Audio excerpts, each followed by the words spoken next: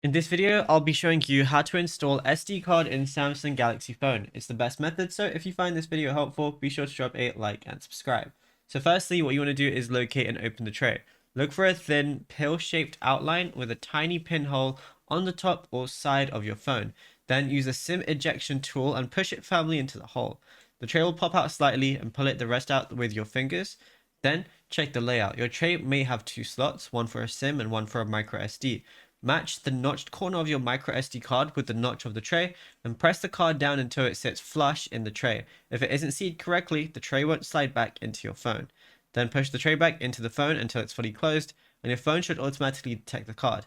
A notification will play saying SD card inserted, and if it isn't detected, go to settings, then battery and device care, then storage, and then select mount to activate the card manually. And yeah, it's literally as simple as that. There is nothing else to it. Now, if you found this video helpful, be sure to drop a like and subscribe, and check out all our other tutorials that we've been posting on the channel as well, because there is a lot to go through.